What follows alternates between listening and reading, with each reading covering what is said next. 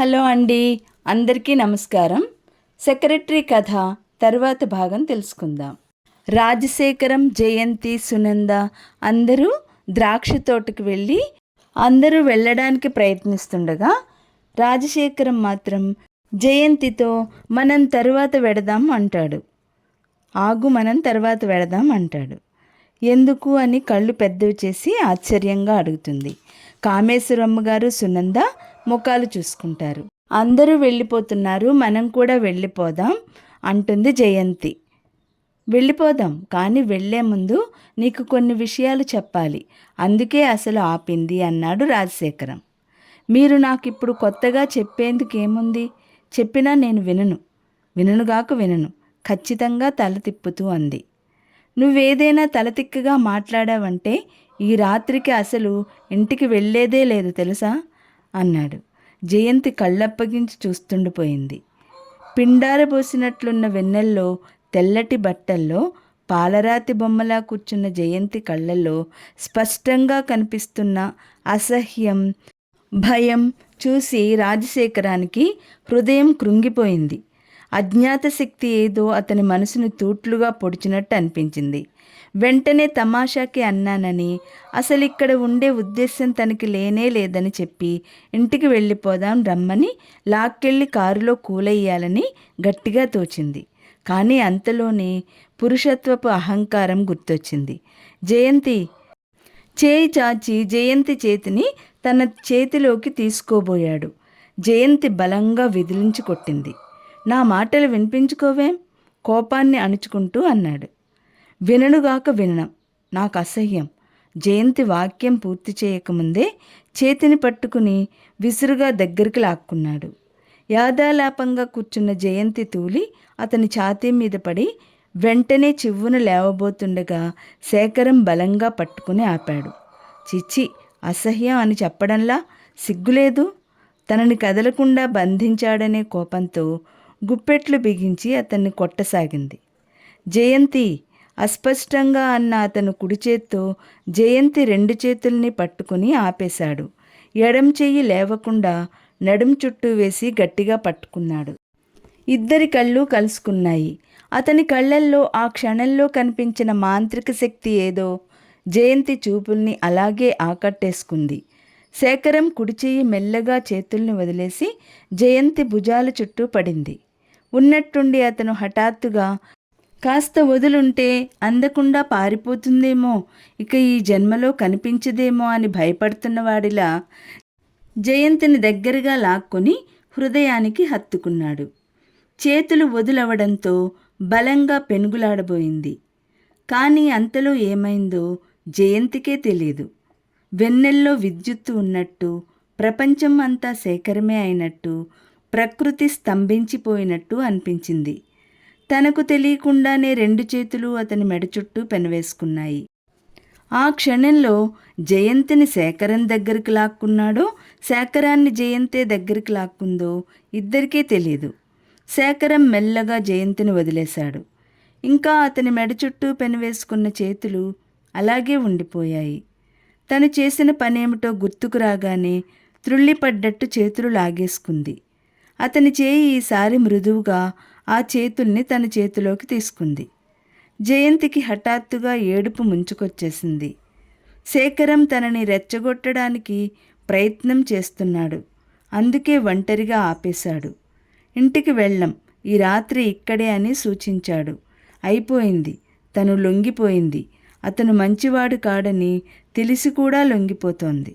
ఏడుస్తున్న జయంతిని దగ్గరగా తీసుకుని ఎందుకెందుకు అన్నాడు ఆదుర్దాగా. సమాధానంగా దుఃఖం బుప్పెనలా పొంగింది. ఉష్, నెమ్మది, మేనేజర్ వాళ్ళు షెడ్లో ఉన్నారు, వింటారు, ఊరుకో సముదాయిస్తూ ఒళ్ళోకి లాక్కున్నాడు. జయంతి ఏడుపు ఆపలేదు. కొద్దిసేపు మౌనంగా ఉండిపోయిన శేఖరం పొడిపొడిగా ఉన్న జయంతి జుట్టులోకి వెళ్ళిపోనిస్తూ మృదువుగా, భయపడకు జయంతి, ఈ రోజుతో నా అనుమానం తీరిపోయింది. నేనింక బాధపడాల్సిన కానీ భయపడాల్సింది కానీ ఏమీ లేదు. నా పట్ల నీకున్న అనుమానాలు పోయి నువ్వు నీ అంతట నా దగ్గరకు వచ్చే క్షణం కోసం ఎన్ని యుగాలైనా ఎదురు చూడగలను మనం ఎన్ని రోజులు కలిసి ఉన్నా, ఎంత రెచ్చగొట్టే పరిస్థితుల్లో కూర్చున్నా నీ ఇష్టం లేనిదే ఏం జరగదు అని వాగ్దానం చేస్తున్నాను, సరేనా అన్నాడు. జయంతి మాట్లాడలేదు. ఏడుపు ఉధృతం తగ్గింది. అతని చేతుల్లోంచి విడిపోవాలని పెనుగులాడలేదు.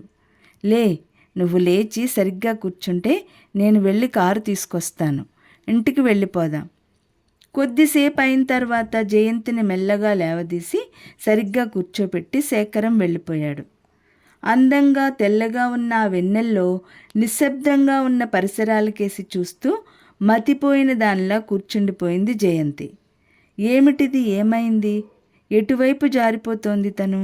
ఈ రోజుతో నా అనుమానం తీరిపోయింది, నేనింక భయపడాల్సింది బాధపడాల్సింది ఏమీ లేదు అంటున్న స్వరం చెవుల్లో మారుమ్రోగుతోంది. అంటే ఏమిటతని ఉద్దేశం? దూరం నుంచి తెల్లటి బట్టల్లో ఉన్న ఒక ఆకారం ఇటువైపు రాసాగింది. ఎలా అతనికి మొహం చూపడం? కానీ దగ్గరగా వస్తున్న కొద్దీ ఆ వచ్చేది శేఖరం కాదని, మేనేజర్ అని తెలిసింది. రమ్మంటున్నారు ముభావంగా అన్న అతను కాటేజ్ వైపు వెళ్ళిపోయాడు. జయంతి లేచి కారు వైపు వచ్చింది. శరీరం తేలికైనట్టు తూలుతోంది. మనసంతా ఎలాగో ఉంది. ఆ వెన్నెలని చూస్తూ అక్కడే ఉండిపోవాలని, శేఖరాన్ని బ్రతిమాలాడాలని అనిపించింది. కానీ తను వచ్చేసరికి కారు స్టార్ట్ చేసి ఉంది. వచ్చి కూర్చోగానే వెంటనే కదిలింది. జయంతి మనసు కొంచెం కుదుటపరుచుకొని తిరిగి చూసే లోపలే ఆ పరిసరాలు దూరమైపోయాయి. ఇల్లు సమీపిస్తుండగా శేఖరం, నీకు చెప్పాలనుకున్నది చెప్పనే లేదు, ఈసారైనా కొంచెం ఓపిగ్గా విను జయంతి అన్నాడు. శేఖరం సమాధానం చెప్పలేదు. ఏం చెబుతాడు? రేఖారాణితో తనకేం సంబంధం లేదని, ప్రమీలని చేసుకోవడం ఇష్టం లేదని, నువ్వు కావాలని, అంతే కదా. చెప్పాల్సినవి ఇంకేమున్నాయి? జయంతిని ఇంటి దగ్గర దింపేసిన శేఖరం కారు మళ్ళీ వెనక్కు గేటు వైపు తిప్పుతూ, నువ్వు భోంచేసి నిద్రపో, నేను క్లబ్కు వెళ్తున్నా, రాత్రికి వస్తే వస్తాను, లేకపోతే లేదు అన్నాడు. జయంతి చూస్తుండగానే కారు వెళ్ళిపోయింది. జయంతి పడుకున్న తర్వాత కళ్ళ ముందు ఆ వెన్నెల, ప్రశాంతత, శేఖరం మాటలు గుర్తుకు రాసాగాయి. ఒంటరిగా ఉన్నప్పుడు ఆలోచనలతో ఇంత ఎదురు తిరిగే మనసు అతని స్పర్శలో అలా మైమరిచిపోతుందెందుకు? అతనిలో ఏదైనా శక్తి ఉందా, లేక తనకి నిగ్రహం లేకనా? ఏదైనా ఈరోజు శేఖరం క్లబ్కు వెళ్ళిపోవడమే మంచిదైంది అనిపించింది. మర్నాడు కూడా అతను కనిపించలేదు. మూడో రోజు మధ్యాహ్నం అతని ఇంట్లోనే భోంచేశాడు. కానీ జయంతి అతనితో తినలేదు. అతను రమ్మనమని కబురు కూడా చేయలేదు. ఆ సాయంత్రం జయంతి అల్లిన ప్లాస్టిక్ బ్యాగ్ పట్టుకెళ్ళడానికి సునంద వచ్చింది. శేఖరం బయట నుంచి వచ్చాడు. సునందని చూసి వచ్చి కూర్చుని మాట్లాడాడు. చాలా మామూలుగా, అసలేం జరగనట్టు జయంతికి ఆశ్చర్యం అనిపించింది. అంతసేపు కూర్చున్న ఒక్కసారి కూడా జయంతి వైపు చూడలేదు. ఇద్దరి కళ్ళు కలుసుకోలేదు. జరిగిన దానికి పశ్చాత్తాపడుతున్నాడా అనిపించింది జయంతికి. గదిలో కూర్చుని పుస్తకం చదువుకుంటోంది జయంతి. అయ్యగారు ప్యాంటు జేబులో ఈ కాగితాలున్నాయట, చాకలి తీసి ఇచ్చాడు. ఇవిగోండి అంటూ వాసు తెచ్చి ఇచ్చాడు. ఏవో 2-3 బిల్స్, ఒక ఉత్తరం ఉన్నాయి. చించి చూసిన ఉత్తరమే. జయంతి కవరు తిప్పి చూసింది. లక్ష్మి అని ఉంది.